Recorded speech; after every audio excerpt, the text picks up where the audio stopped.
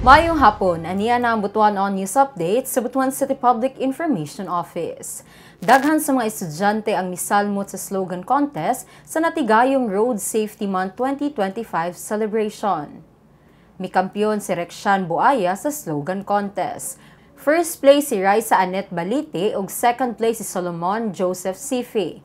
Samtang finalist sila Joel Sifi, John Daniel Bayot, Jillian Madag, Samantha Dasilaw ug Macy Kimson. Gihimo ang road safety slogan contest aron makamugna og mensahe nga dunay dakong kalambigitan sa mas luwas nga biyahe sa publiko.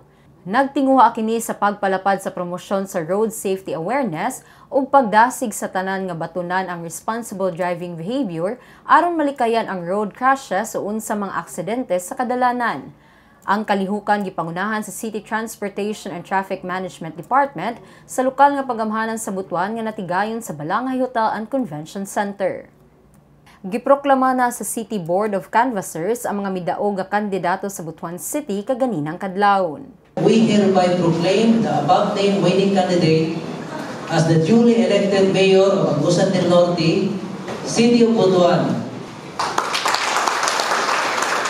Midaog nga mayor si kasamtangang Vice Mayor Lawrence Lemuel Fortun o Vice Mayor si kasamtangang Konsehal Renante Desiata.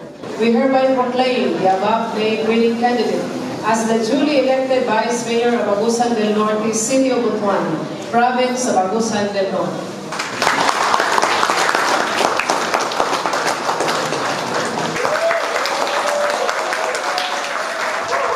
Samtang mulingkod nga kongresista si re-electionist Congressman Jose Aquino II.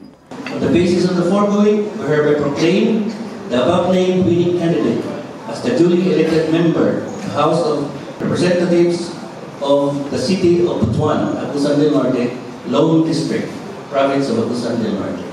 Congratulations.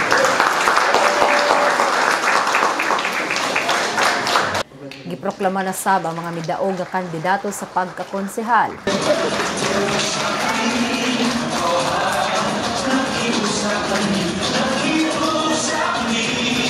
Alang ni Butuan City Comelec Officer Attorney Tristan Yog, nahimong malampuson ang natigayong piniliay. Dunay mga ginagmay nga nasinating problema pero nahatagan dayon kini og solusyon. Ang Butuan City, no, ang akong assessment, no, personal nako ng assessment is successful ang iyang election. Let me thank the people of Butuan on behalf of the whole Team 1 Butuan for the overwhelming support nga ilang gihatag sa Team 1 Butuan. So this is another history, no. This is the fourth time already, no. 2016, 2019, 2022. And 2025, 15-0. No? Salamat sa inyong walay puas na suporta. But of course, the challenge is to deliver, no, the expectations sa atong katawan.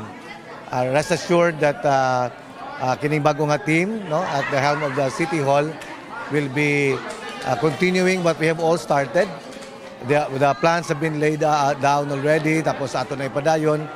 Ug mao kadto ang updates ning adlaw. Alang sa uban pang mga updates, i-follow ug i-like ang official Facebook page, TikTok, Instagram, ug subscribe sa YouTube channel sa Butuan City Public Information Office. Ako si Michelle Hamudyong. Daghang salamat.